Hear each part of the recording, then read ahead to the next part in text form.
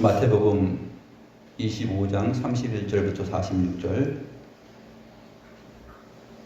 인자가 자기 영광으로 모든 천사와 함께 올 때 자기 영광의 보좌에 앉으리니 모든 민족을 그 앞에 모으고 각각 구분하기를 목자가 양과 염소를 구분하는 것 같이 하여 양은 그 오른편에 염소는 왼편에 두리라. 그때 임금이 그 오른편에 있는 자들에게 이르시되 내 아버지께 복받을 자들이여 나와 창세로부터 너희를 위하여 예비된 나라를 상속받으라. 내가 줄일 때 너희가 먹을 것을 주었고 목마를 때 마시게 하였고 나그네 되었을 때 영접하였고 헐벗었을 때 옷을 입혔고 병들었을 때에 돌아보았고 옥에 갇혔을 때 와서 보았느니라.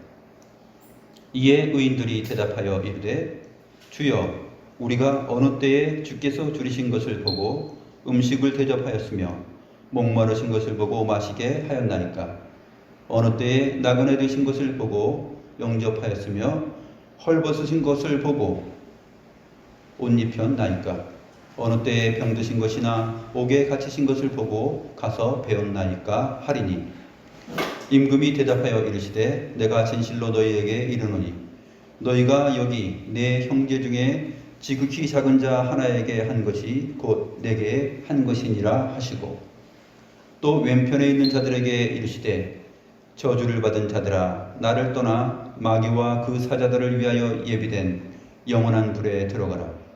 내가 줄일 때 너희가 먹을 것을 주지 아니하였고 목마를 때 마시게 하지 아니하였고 나그네 되었을 때 영접하지 아니하였고 헐벗었을 때 옷 입히지 아니하였고 병들었을 때와 옥에 갇혔을 때 돌보지 아니하였느니라 하시니.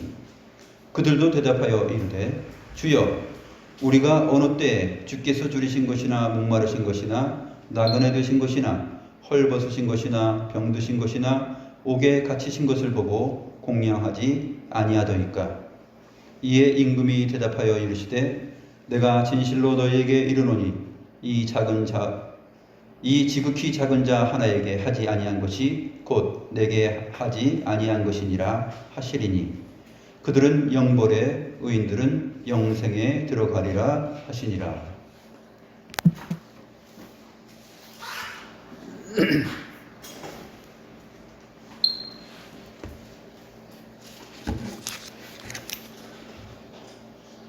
오늘 우리가 함께 살펴볼 내용은 예수님께서 감람산에서 저녁에 예수님의 제자들에게 하신 강설 가운데 마지막 부분입니다. 예수님은 주의 임하심과 세상 끝에 어떤 일이 어떤 징조가 있겠습니까? 라는 제자들의 질문에 답하여서 24장부터 25장 오늘 본문까지 왔습니다. 그래서 오늘 본문은 보게 되면 비유인지 아닌지 약간 헷갈릴 수가 있습니다. 엄밀하게 따져서 비유로 나타난 내용은 32절과 33절이죠. 모든 민족을 그 앞에 모으고 각각 구분하기를 목자가 양과 염소를 구분하는 것 같이 하여 양은 그 오른편에 염소는 왼편에 두리라. 이 부분입니다. 목자가 양과 염소를 구분하는 것 같이 하여. 나머지 내용들은 보게 되면은 비유의 성격이 아니라 거의 그 설교 형식 또 예언적 성격으로 되어 있습니다. 그러나 이 부분도 역시 우리가 흔히 알고 있는 것처럼 양과 염소의 비유라 이렇게 생각할 수가 있습니다. 마지막 비유입니다.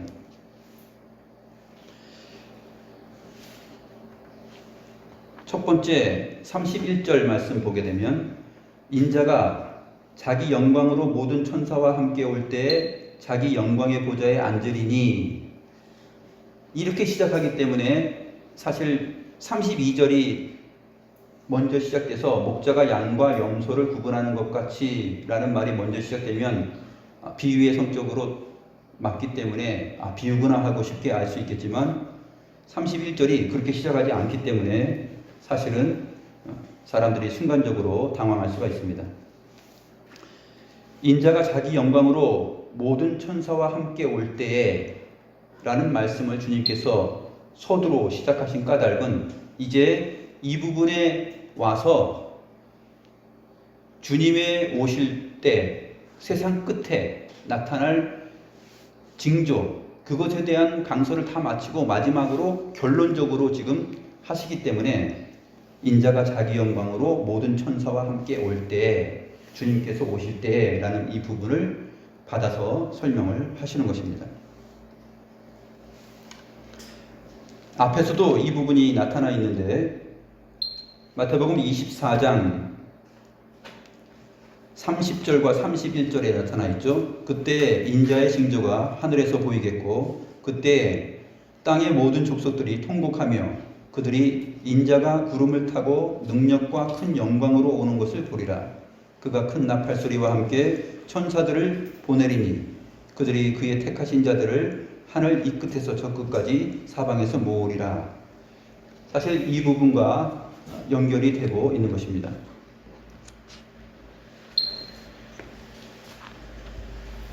복음서에 보게 되면 인자라는 말이 많이 나타나 있습니다. 그래서 이 인자라는 말을 우리가 예수님의 비유 처음에 시작할 때 말씀드린 적이 있는데 다시 한번 이 인자라는 부분에 대해서 생각해 보겠습니다. 인자는 뭐 인자하시다 그런 뜻이 아니고 인자는 이제 한자로 사람 인자하고 아들 자자를 써서 사람의 아들이다 하는 뜻이에요. 그래서 글자 그대로 사람의 아들이다 하는 뜻인데 주님께서는 왜 자기 자신을 소개하거나 표현할 때 인자라는 표현을 하셨을까? 그것은 구약 성경에 이미 오실 주님에 대하여서 사람의 아들로 소개하고 있기 때문에 그렇습니다. 주님께서는 하나님의 아들로서 세상에 오셔서 구원과 심판을 행하실 분이신데 그분을 소개할 때 선지자들은 인자로 소개를 하였습니다. 특별히 구약성경 에스겔서와 다니엘서에 잘 나타나 있는데 에스겔서 20장 49절에 보게 되면 사람들이 에스겔 선지자를 가리켜 그는 비유로 말하는 자가 아니냐 이렇게 말을 했습니다. 에스겔서에 보게 되면 인자야 하면서 하나님께서 에스겔 선지자에게 하나님의 계시를 주십니다. 그리고 에스겔 선지자는 하나님의 계시의 말씀을 받은 다음에 그것을 비유로 나타내고 표현을 합니다. 그래서 사람들이 당시에 에스겔 선지자를 가리켜서 그는 비유로 말하는 자가 아니냐라고 하였던 것입니다. 주님께서 이 땅에 오셔서 하나님 나라를 소개할 때 바로 비유로 풀어서 설명을 해나가십니다.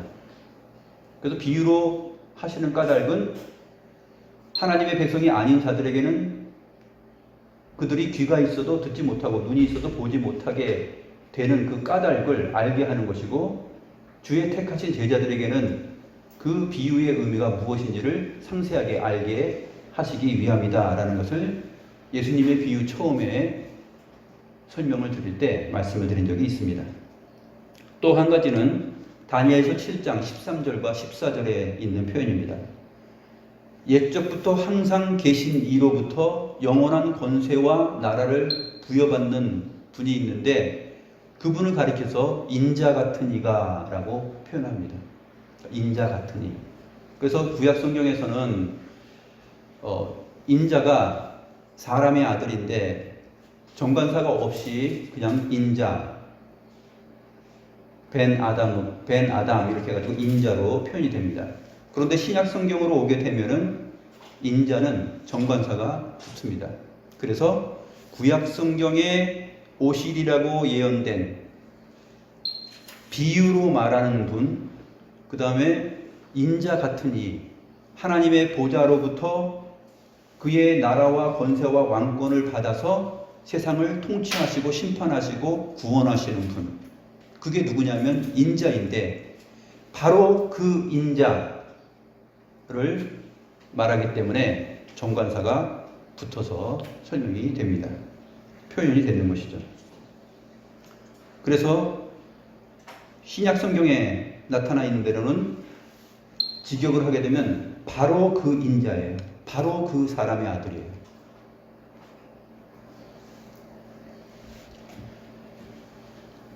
예수님께서 제자들에게 사람들이 인자를 가리켜 누구라 하더냐? 라고 질문했습니다.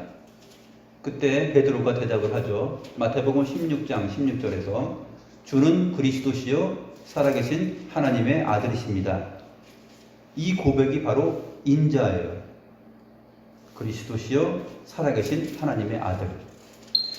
옛적부터 항상 계신 이 부분은 다니엘서 7장 9절과 10절에도 나타나 있는데, 옛적부터 항상 계신 이는 하나님 아버지를 말씀하시죠. 여호와 하나님 아버지. 근데 인자 같은 이가 그에게 나아가서 권세와 나라를, 그 통치권을 받아서 옵니다. 그 부분이 바로 오늘 인자가 자기 영광으로 모든 천사와 함께 올 때에 자기 영광의 보좌에 앉으리니 라는 말이에요. 그래서 주님은 성육신 하셔서 세상에 왔을 때 자기 자신을 가리켜서 인자라는 말을 사용하신 것입니다. 그러니까 철저하게 구약성경 계시의 내용을 따라서 그것을 성취하는 분으로서 오신 것이다 라는 것을 스스로 표현을 하신 것이죠.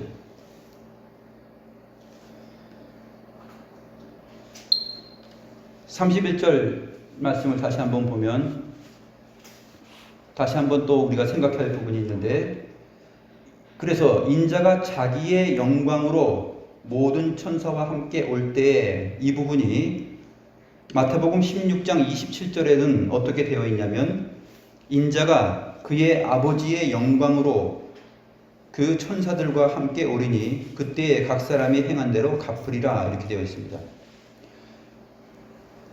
마태복음 16장 27절은 독특한 표현이죠. 인자가 그의 아버지의 영광으로 오십니다.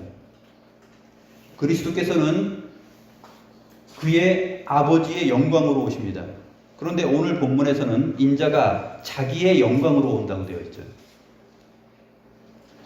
그러니까 예수 그리스도는 하나님의 아들로서 이 세상에 올 때 그의 아버지의 영광으로 오시는 분이요, 또 자기 스스로의 영광으로 오시는 분입니다. 여기에서 하나님과 성부 하나님과 성자 하나님이 권세와 영광이 다 동등하시다 하는 것을 우리가 발견할 수가 있습니다. 그의 아버지의 품속에 있는 독생하신 분입니다.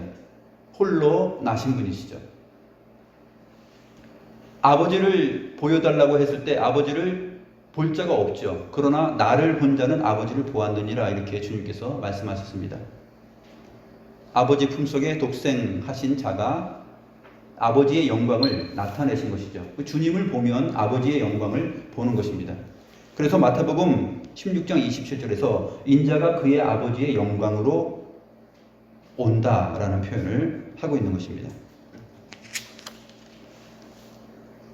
인자, 사람의 아들이라는 이 단순한 단어로 표현됐지만 그 뒤에 이어지는 내용들, 영광이라는 단어, 또 모든 천사와 함께 올 때 자기의 영광의 보좌에 앉으리니, 이러한 표현을 볼 때 벌써 이분은 보통 사람의 아들이 아니라 존귀하신 분이다, 왕이시구나 하는 것을 알 수 있습니다. 그래서 34절부터는 인자라는 말을 쓰지 않고 임금이라는 말을 씁니다. 34절에 보면 그때 임금이 이렇게 자연스럽게 시작을 하는 것이죠. 왜 그렇습니까? 영광의 보좌에 앉을 수 있는 분, 천사들을 동원해서 오실 수 있는 분, 그분은 하늘의 임금이기 때문에 그렇습니다. 그래서 인자라는 말이 34절 이후로는 임금으로 다 바뀝니다. 40절에서도 임금이 대답하여 이르시되, 이렇게 되어 있고 45절에서도 이에 임금이 대답하여 이르시되, 인자라는 말이 임금이라는 말로 대치되고 있습니다.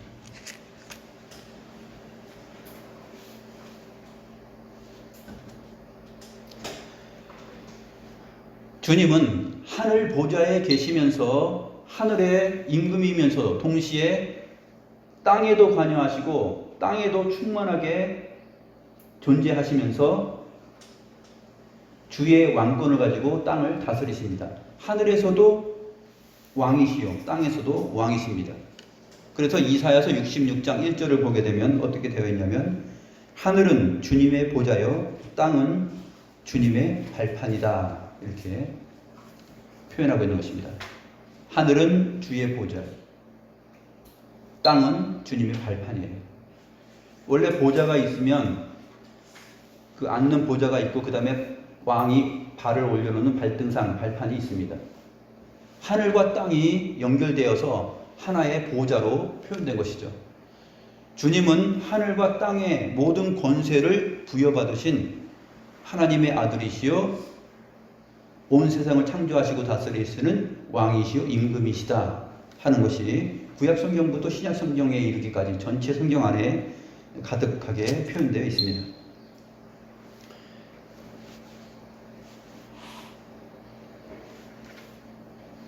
(25장) 마지막에 와서 주님은 이러한 표현을 사용하시면서 이제 최종적인 비유 하나를 듭니다.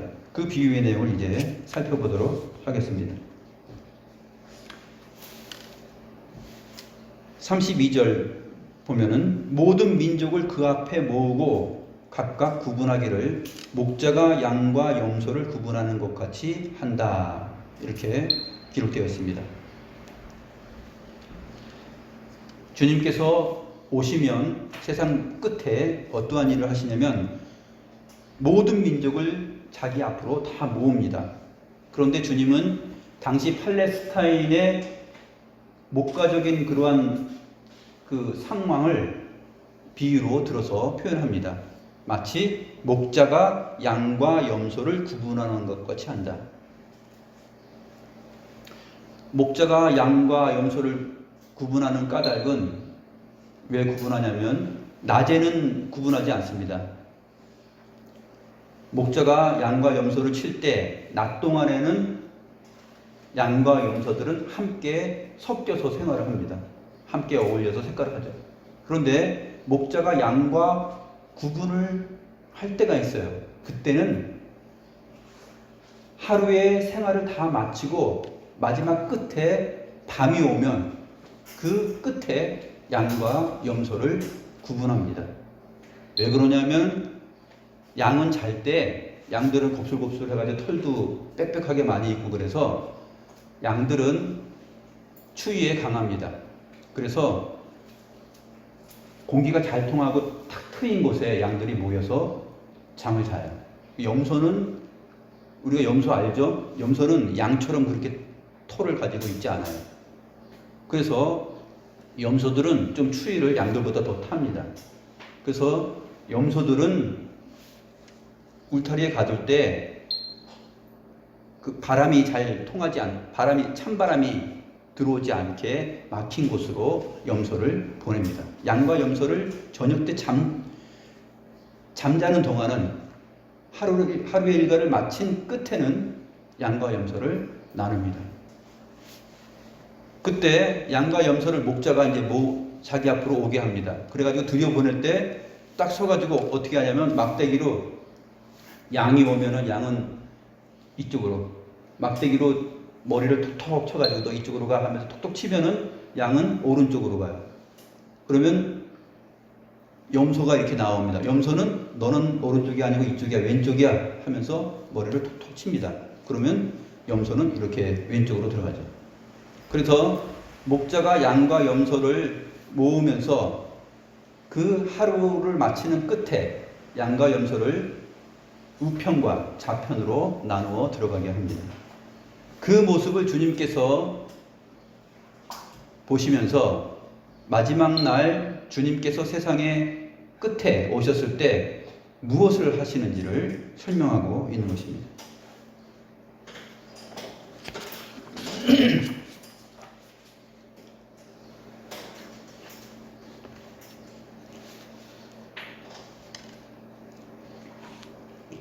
이것은 비유인데 이 양과 염소가 어떠한 부류로 설명이 되냐면 37절에 보면 양은 의인들로 묘사가 됩니다. 그래서 46절에서도 그들은 영벌에 의인들은 영생에 들어가리라 하면서 의인들로 표현이 되죠. 그러나 염소는 악인들 그렇게 표현되지 않고 악인들이라는 말 대신에 그냥 그저 그들은 이렇게 표현됩니다. 그것이 오늘 본문에서 표현하고 있는 특징이죠. 그래서 이 목자가 다시 34절부터는 임금으로 소개가 됩니다.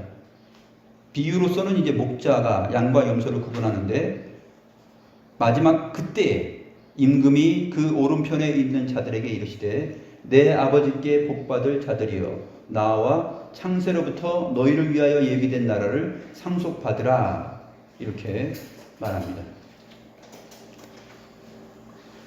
오른편에 있는 자들은 주님의 아버지로부터 복받을 자들입니다. 그리고 그들은 창세로부터 예비된 나라를 상속받을 사람들입니다. 반면에 왼편은 어떻게 묘사되고 있을까요? 41절입니다. 41절을 보면 또 왼편에 있는 자들에게 이르시되 저주를 받은 자들아. 복과 대조가 되죠. 복이 아니라 저주를 받은 자들아. 나를 떠나 마귀와 그 사자들을 위하여 예비된 영원한 불에 들어가라. 두 군데 다 똑같이 창세 전에 예비된 장소입니다. 오른편에 있는 양, 의인들은 복을 받고 창세로부터 그들을 위하여 예비된 나라를 상속받게 됩니다. 반면에 왼편에 있는 자들도 주님을 떠나게 되고 마귀와 그 사자들을 위하여 예비된 영원한 불에 들어갑니다. 둘 다 예비된 곳이에요. 하나님께서는 이렇게 창세 전에 의인이 들어갈 곳과 악인이 들어갈 곳을 창세 전에 예비해 두셨습니다.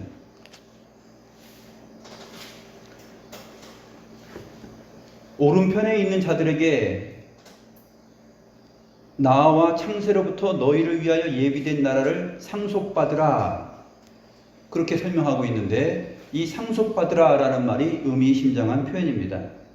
상속받으라 라는 표현 속에 담겨있는 뜻은 무엇이겠습니까? 상속받는 것을 우리가 생각해 보세요. 부모와 자녀 사이에서 있는 이야기죠. 그렇다면 임금이 이 양과 같은 의인들에게 말할 때 창세로부터 너희를 위하여 예비된 나라를 상속받으라 라고 표현하실 때 이 의인들은 누구냐면 이 임금의 자녀들입니다. 자녀들이 부모로부터 유산을 상속받을 때 그 자녀들이 무엇을 행한 까닭에 자녀들이 어떠한 노력을 한 까닭에 유산을 상속하지 않습니다. 자녀들이 유산을 상속받을 때 어떻게 상속받습니까? 무엇 때문에? 그것은 출생과 신분이에요.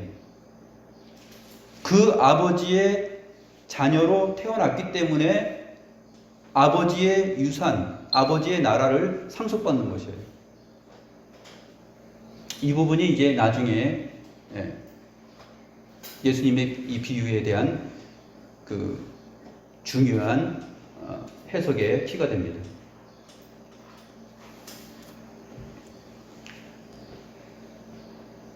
그러므로 예수님께서 지금 하시는 말씀은 하나님의 나라를 상속받는 일이 의인들, 하나님의 백성들이 무엇인가 노력을 하고 행한 행위들 때문에 상속을 받는 것이 아니라 창세전에 그리스도 안에서 택하심을 받은 자녀들이라는 그 신분 때문에, 거듭났다라는 그 출생 때문에 그들이 하나님의 나라를 상속받는다 하는 개념을 우리는 성경 전체를 통하여서 머릿속에 기억을 해야 됩니다. 그러나 상속받지 못하는 왼편에 있는 자들은 바로 주님을 가까이 하지 못하고 주님을 떠나서 마귀와 그 사자들을 위하여 예비된 영원한 불에 들어가게 됩니다. 그런데 예수님은 왜 양을 또 의인들을 좌편에 이렇게 소개하지 않고 우편으로 소개했을까요? 이것도 역시 우리가 성경의 계시를 따라서 생각을 해야 됩니다. 이것은 성경 계시의 통일성 때문에 그래요. 구약 성경에 계시되어 있는 표현이 바로 하나님의 자리, 그 하나님의 보좌의 자리에 나아갈 수 있는 존재들이 바로 우편에 가게 되기 때문에 그렇습니다.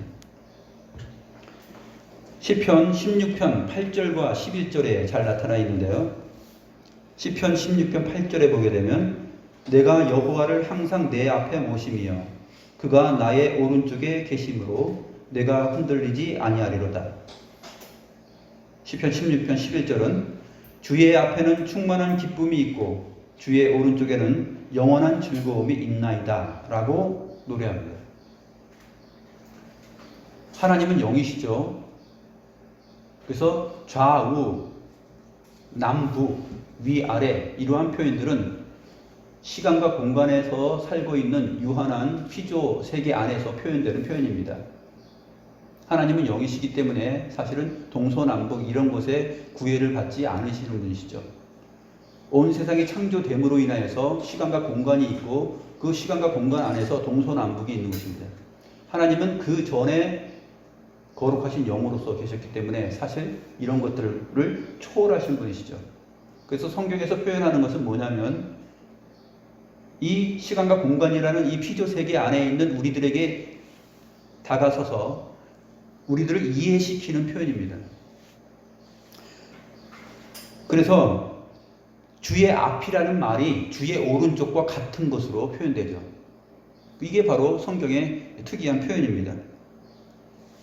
시편 16편 8절에 내가 여호와를 항상 내 앞에 모심이여.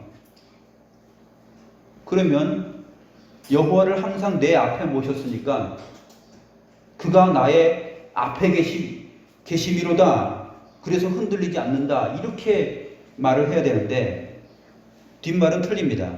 내가 여호와를 항상 내 앞에 모심이여 그가 나의 오른쪽에 계심으로 내가 흔들리지 아니하리로다. 이렇게 표현을 하는 것입니다. 이러한 성경의 표현 속에서 우리는 하나님이 영이시구나 하는 것을 알 수 있어요. 또한 시편 16편 11절에 보면 주의 앞에는 충만한 기쁨이 있고 주의 오른쪽에는 영원한 즐거움이 있나이다. 이 충만한 기쁨과 영원한 즐거움 사실은 같은 것이죠. 그러나 주의 앞에 있는 것이 주의 오른쪽에도 있다 하는 것을 표현하고 있습니다. 시편 45편 9절에 보게 되면 왕이 가까이 하는 여인들 중에는 왕들의 딸이 있으며 왕후는 오빌의 금으로 꾸미고 왕의 오른쪽에 서도다. 왕이 가까이 하는 여인들, 그 다음에 왕후 다 어디에 있냐면 왕의 오른쪽에 있다라고 표현합니다. 예수님은 구약에 나타나 있는 이러한 오른편이라는 계시의 내용을 받아서 양들을 오른편에 두었다라고 표현을 하는 것입니다. 그냥 편의상 그렇게 하였다라고 하는 것이 아닙니다.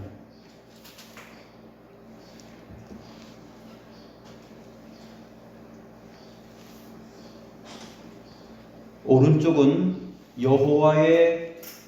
여호와와 함께하는 또 여호와가 앉은 자리와 방불한 그 자리입니다. 그리고 그 자리라는 것은 여호와 앞에 있는 친숙함과 친밀함을 나타냅니다. 오른편도 역시 친숙함과 친밀하며 그 앞에서 마주보고 먹고 마시고 함께 교제한다라는 차원에서 하나님과 동무동락하고 함께 한다라는 표현을 하고 있는 것입니다. 시편 110편 1절에도 역시 여호와께서 내 주에게 말씀하시기를 내가 내 원수로 내 발판이 되게 하기까지 너는 내 오른쪽에 앉아 있으라 라고 말하면서 성부 하나님께서 앉아 계신 보좌 우편에 성자 하나님께서 앉아 있게 되는 사실을 말합니다. 시편 110편 5절에서도 역시 주의 오른쪽에 계신 주께서 그의 노하시는 날에 왕들을 쳐서 깨뜨리실 것이라 라고 표현하므로 오히려 앞에서 말했던 여호와 성부 하나님이 오히려 성자 하나님의 우편에 있다라는 독특한 표현을 하고 있습니다. 서로 우편에 계신 것입니다. 그래서 히브리서 8장 1절과 히브리서 12장 2절 말씀을 보게 되면 부활하신 예수님이 하늘에서 지극히 크신 하나님의 보좌 우편에 앉으셨느니라 라고 표현을 하는 것입니다. 그 주님이 앉아 계신 보좌 우편 하나님의 자리, 거기에 양들, 의인들도 거하게 되는 복을 받는 것입니다. 그래서 오늘 본문 32절에 그 앞에 모으고 각각 구분하는데 34절에 보면 그 오른편에 있는 자들에게 이르시되 내 아버지께 복받을 자들이여 라고 표현을 하고 있는 것입니다.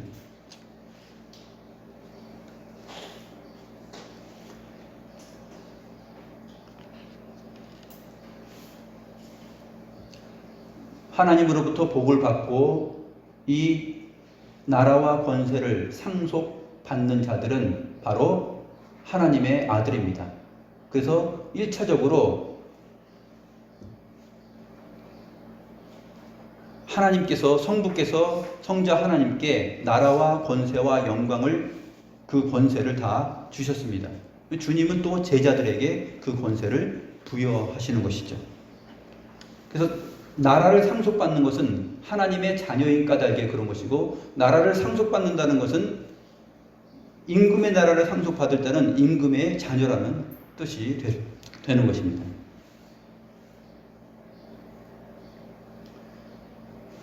야곱도 태어나기 전에 하나님으로부터 사랑을 받고 모든 복을 받았습니다. 그때 야곱이 무슨 행한 일이 있어서 노력이 있어서 그 복을 받은 것이 아니라 야곱은 태어나기 전에 하나님으로부터 사랑을 받고 그 나라를 그 언약의 복을 상속받을 자로 정해지고 태어난 것이죠. 로마서 8장 17절은 그래서 이렇게 증거합니다. 자녀이면 또한 상속자 곧 하나님의 상속자요 그리스도와 함께한 상속자다. 그 자녀가 상속자예요. 하나님의 자녀가 하나님의 나라를 상속받을 자입니다. 이 임금이 오른편에 있는 자들에게 이렇게 나와서 창세로부터 너희를 위하여 예비된 나라를 상속받으라 했을 때 이 하나님의 나라 전체를 자녀된 신분으로서 상속을 받게 되는 것입니다. 그런데 이제 이유가 나옵니다. 왜 그러면 이러한 상속을 해주시는 것일까? 35절 우리말 번역에는 표현이 안 됐지만 왜냐하면 이라는 말로 시작을 하고 있습니다. 왜냐하면 내가 줄일 때 너희가 먹을 것을 주었고 목마를 때 마시게 하였고 나그네 되었을 때 영접하였고 헐벗었을 때 옷을 입혔고 병들었을 때 돌아보았고 옥에 갇혔을 때 와서 보았기 때문이다. 그렇기 때문에 너희들이 예비된 나라를 상속받게 된다 라고 말씀하신 것입니다.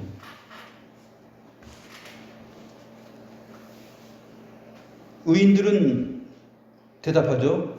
깜짝 놀라서 대답합니다. 주여, 우리가 어느 때에 주님께서 줄이신 것을 보고 음식을 대접하였으며 목마르실 때에 보고 마시게 하였으며 어느 때에 나그네 되신 것을 보고 영접하였으며 헐벗으신 것을 보고 옷 입혔나이까? 어느 때에 병드신 것이나 옥에 갇히신 것을 보고 가서 배웠나이까? 이렇게 말을 하니까 임금이 대답을 하십니다. 내가 진실로 너희에게 이르노니 너희가 여기 내 형제 중에 지극히 작은 자 하나에게 한 것이 곧 내게 한 것이니라. 여기서 내 형제들 중에 지극히 작은 자 하나에게 라는 표현이 굉장히 중요합니다. 주님은 바로 내 형제라는 말을 사용하고 있습니다. 내 형제에게 한 것, 그것이 곧 내게 한 것이다. 그러면 주님의 형제가 누구일까요? 육신을 입고 오셨으니까 그 육신의 형제와 자매를 말할까요? 그렇지 않죠. 어디서 알 수 있습니까? 마태복음 12장 49절 50절에 그 내용이 있습니다. 예수님께서는 제자들을 가리키면서 이렇게 말했어요. 나의 어머니와 나의 동생들을 보라. 누구든지 하늘에 계신 내 아버지의 뜻대로 하는 자가 내 형제요 자매요 어머니라. 이렇게 말씀하셨습니다. 그러니까 주님께서 여기 내 형제 중에 지극히 작은 자 하나에게 한 것이 내게 한 것이다 라는 말은 어떤 의미냐면 하늘에 계신 아버지의 뜻대로 행하는 자인 제자들, 그들 중 하나에게 행한 것이 곧 나에게 행한 것이다 라고 말씀하고 있는 것입니다. 사도행전 9장 1절부터 4절을 보면 사도 바울이 이제 변화돼서 주님을 따르기 전에 내용이 나옵니다. 그때는 이제 사울이라고 표현되어 있는데 히브리어로 사울이 주님의 제자들에 대하여 위협과 살기가 넘쳐 있었습니다. 그래서 그리스도를 따르는 사람을 만나면 남녀를 물어나고 결박해서 잡아오는 일을 하였습니다. 그래서 다메섹으로 그 일을 하기 위해서 가고 있는 중에 주님께서 나타나셨습니다. 그리고 음성이 들립니다. 뭐라고 말하냐면 사울아 사울아 내가 어찌하여 나를 박해하느냐. 그리스도인들을 주님의 제자들을 지금 박해하고 잡아들이러 가는 중입니다. 그런데 주님은 나타나셔서 뭐라고 말하냐면 왜 그 사람들을 박해하느냐라고 말하지 않아요. 사울아 사울아 내가 왜 나를 박해하느냐 이렇게 말합니다. 주님께서는 여기 내 형제 중에 하나에게 행한 것이 곧 나에게 행한 것이다 라고 말씀하시면서 바로 하늘에 계신 내 아버지의 뜻대로 살아가는 자들, 그 주님의 제자들, 그들에게 하는 것이 곧 나에게 하는 것이다 라고 설명하고 있는 것이에요.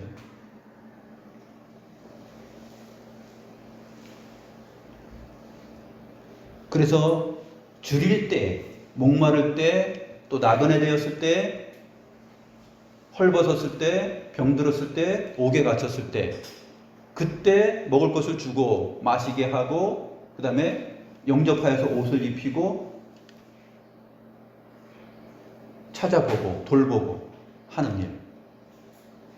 그러한 일을 하였을 때 바로 주님께서 그것은 내게 한 것이다 라고 말하면서 너희들이 우편에 있으라, 내 우편으로 가라 이렇게 설명을 하시는 것입니다. 그래서 주님은 일찍이 제자들에게 이렇게 말했습니다. 마태복음 10장 40절과 마태복음 10장 42절에 이렇게 표현되어 있습니다. 너희를 영접하는 자는 나를 영접하는 것이요 나를 영접하는 자는 나를 보내신 이를 영접하는 것이니라. 또 10장 42절에 보게 되면 누구든지 제자의 이름으로 이 지극히 작은 자 중 하나에게 냉수 한 그릇이라도 주는 자는 결단코 상을 잃지 아니하리라. 누구든지 나의 제자, 주님의 제자라는 명분으로 왔을 때 그 사람에게 냉수 한 그릇을 대접한다면 그 사람은 상을 잃지 않을 것이다. 복을 받고 창세로부터 예비된 그 나라를 상속받게 된다 하는 것입니다.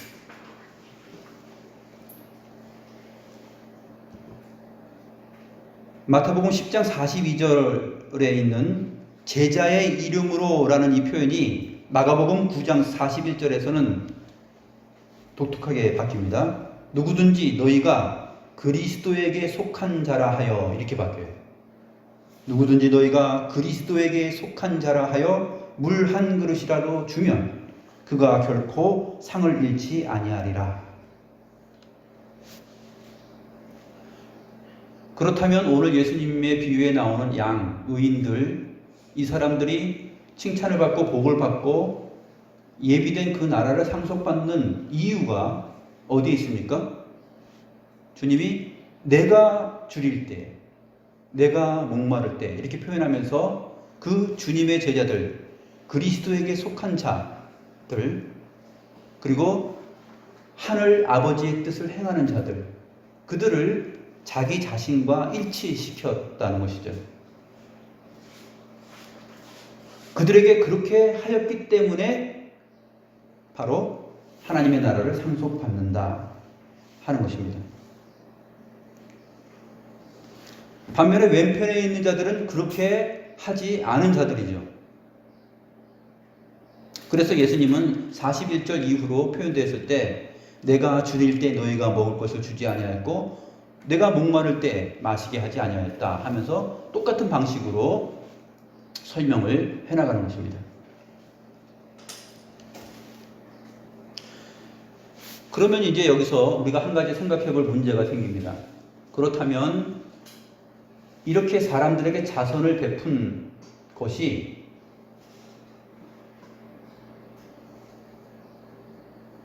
양처럼 우편에 가게 되고 또 자선을 베풀지 않으면 왼편에 가게 되는가 하는 질문이 생기게 됩니다. 46절 끝에 이렇게 말하기 때문입니다. 그들은 영벌에, 의인들은 영생에 들어가리라.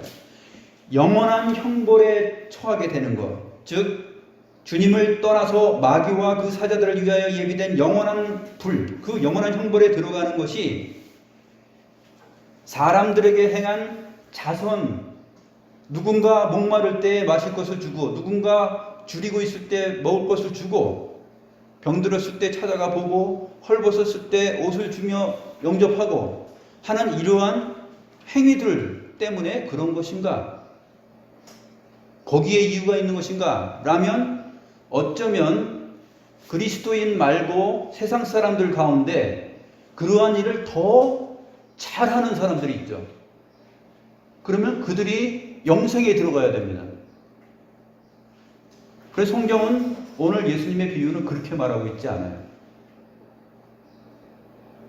여기 내 형제 가운데 작은 자 하나에게 행한 것이 곧 내게 행한 것이다.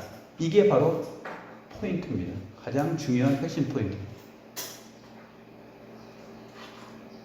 주님은 누구를 가리켜서 어떤 사람을 가리켜서 내 형제라고 하는가? 앞에서 다 설명했죠.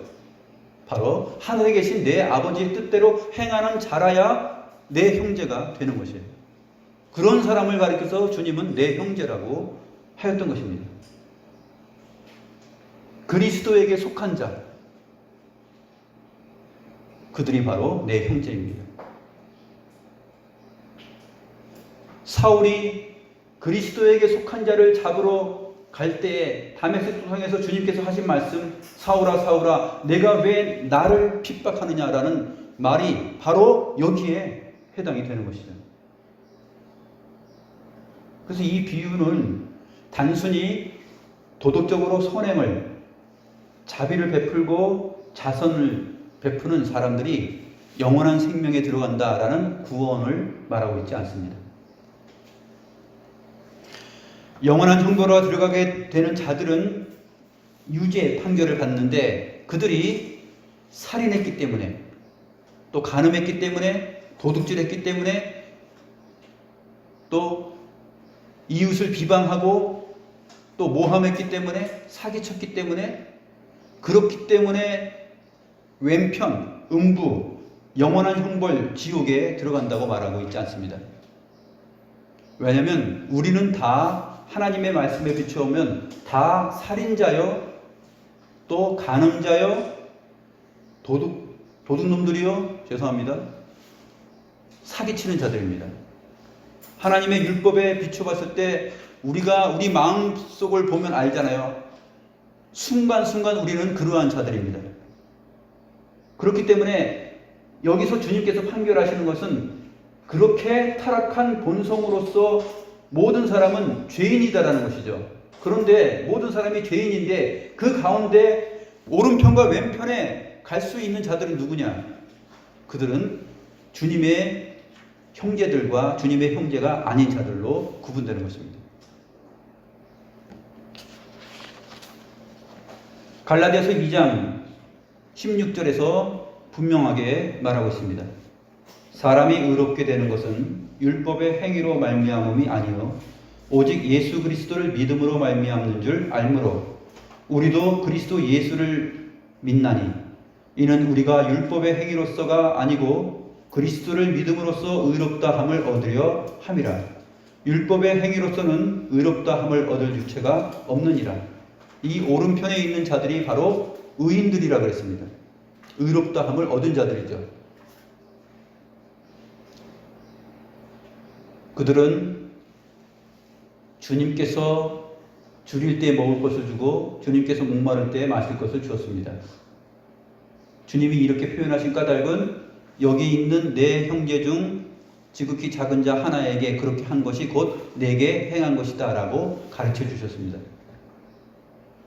그 주님의 형제가 누구인지를 성경 말씀을 통해서 제대로 알아야 됩니다. 그러면은 교회 안에서만 지들끼리만 사랑하고 자기들끼리만 나누고 그렇게 애틋하면은 주님은 다 구원을 주시는 것인가? 교회 안에서 그렇게 사는 사람이라면 밖에 나가서도 그렇게 살아요.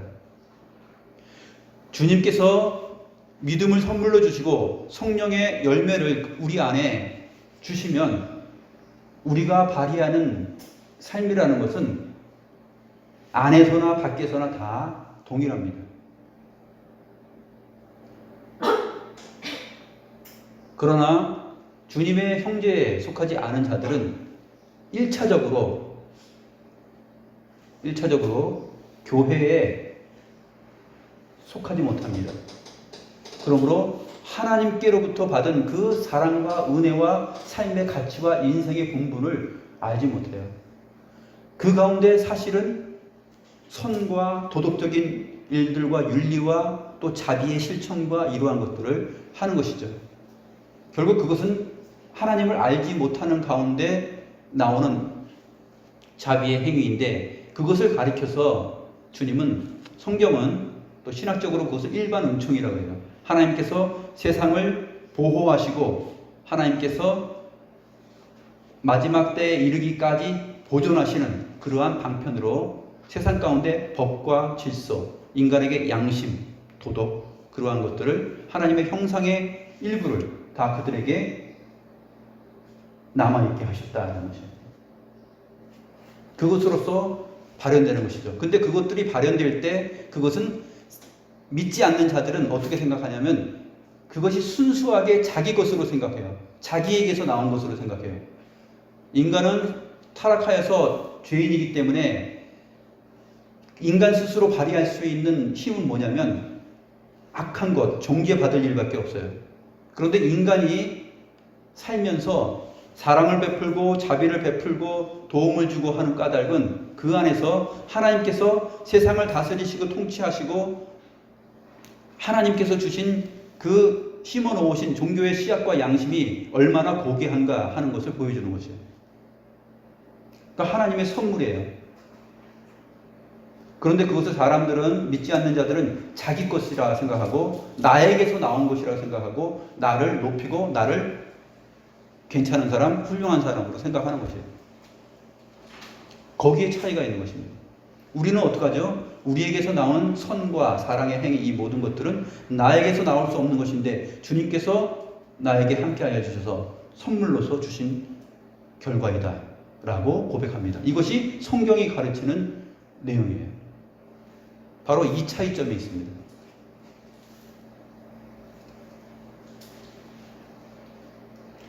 기독신자에게 있어서 선행은 영생의 뿌리와 근원이 아니에요. 선행이 영생을 얻기 위한 뿌리, 근거가 되지 않는다는 것이에요. 영생을 이룰 수 있는 근거, 뿌리는 뭐냐면 믿음이에요. 하나님께서 은혜로 주신, 우리에게 주신 믿음이에요. 그러면 선행은 뭐냐? 그 믿음에 근거하여서 성령으로 말미암아 나타나는 성령의 열매예요. 사랑과 희락과 자비와 양선과 온유와 충성과 절제, 이러한 것들, 성령의 열매들이에요. 뿌리는 무엇이에요? 뿌리는 하나님의 은혜예요. 하나님의 은혜로 받은 믿음이라는 선물, 하나님을 아는 지식과 그 내용 안에서 신자로서 살아가게 되는 율법을 이행하는 그 삶의 내용들입니다.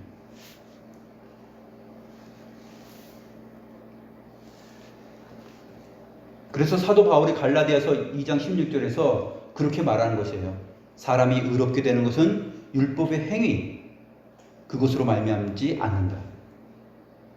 사람이 의롭게 되는 것의 그 뿌리, 근저가 무엇이냐? 행위가 아니라 그것은 은혜라는 것이에요. 그러면 이 나타난 행위는 무엇이냐? 그것은 은혜의 결과이요 열매입니다. 너희가 그 은혜로 인하여 믿음으로 말미암아 구원을 얻었다, 이렇게 말하고 있잖아요. 이게 순서입니다. 그 은혜로 인하여 믿음으로 말미암아 우리가 구원에 이르게 되는 것, 영생에 이르게 되는 것. 영생의 뿌리는 행위가 아니에요. 은혜와 믿음입니다.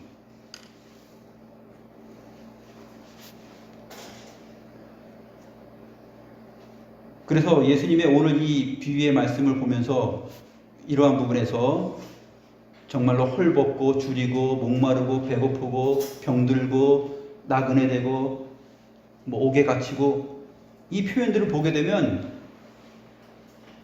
전부 다 마치 사도 바울이라는 한 사람을 생각할 수 있어요. 그렇죠? 사도 바울의 생애를 보면 전부 다 나타나잖아요. 바로 그리스도에게 속한 사람, 그 사람에게 하는 것이 곧 내게 행한 것이다 라고 말을 하는 것입니다. 그렇다면 한 가지 더 생각을 해야 됩니다. 오늘 본문에 나오는 줄이고 목마르고 나그네 되고 헐벗고 병들고 옥에 갇힌 사람은 누구냐? 그 사람도 역시 단순히 살다가 그러한 형편을 맞이한 자가 아니라 그리스도에게 속한 주님의 제자로서의 인생을 하늘 아버지의 뜻대로 살다가 그러한 형편에 처한 자들을 말해요. 그리스도의 복음을 위하여 살다가 그러한 형편에 처한 자들입니다. 그리스도에게 속한 자로서 그 합당한 삶을 살다가 그러한 형편에 처한 자들이에요. 어떤 형편? 줄이는 형편, 목마른 형편, 나그네 된 형편, 헐벗은 형편, 병든 형편, 옥에 갇히게 되는 형편. 이 사람들, 이렇게 처한 자들도 역시 주님의 형제라는 말을 듣기 때문에 바로 그러한 내용이 있는 것입니다. 이 사람들이 모두 양과 같이 우편에 들어가게 되는 자들입니다. 그 밖의 사람들은 왼편, 염소들이 가는 자리, 주님을 떠나서 주님과 교제할 수 없고 마귀와 그의 사자들을 위하여 예비된 영원한 불, 영벌에 처하게 되는 것입니다. 기도하시겠습니다.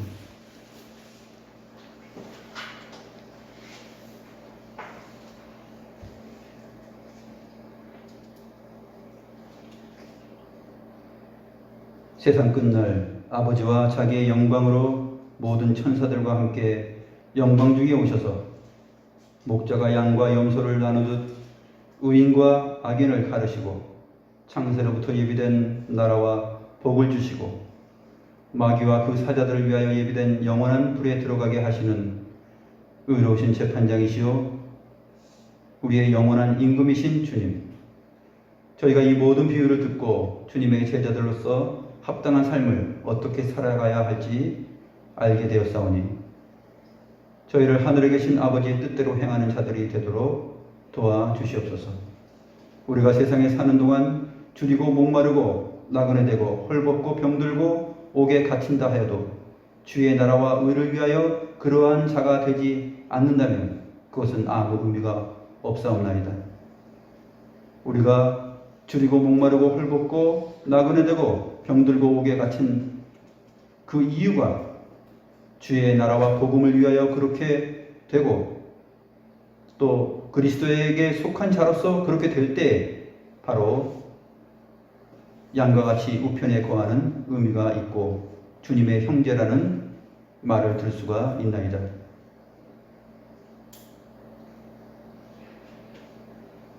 주님께서 영원한 나라를 상속하여 주시는 대상은 이러한 삶과 선행이 영생의 근원이 아니라 주의 은혜와 믿음에 근거한 성령의 열매인 것을 알고 조금이라도 자기의 행위를 영생의 근거와 뿌리로 여기고 우쭐해하지 않는 자들인 것을 저희가 깨닫사옵나이다. 영생의 복을 얻는 일과 창세로부터 예비된 나라를 상속받는 일이 우리 자신의 행위에 있지 않고 창세전에 그리스도 안에 택하신 하나님의 은혜와 하나님의 자녀된 신분 그 자체에 있다는 사실을 알고 겸손히 주님께 감사드리며 살아가는 주의 자녀들이 되게 인도하여 주시옵소서. 감사함을 드리오며 살아계신 우리 구주 예수 그리스도의 이름으로 기도드리옵나이다. 아멘.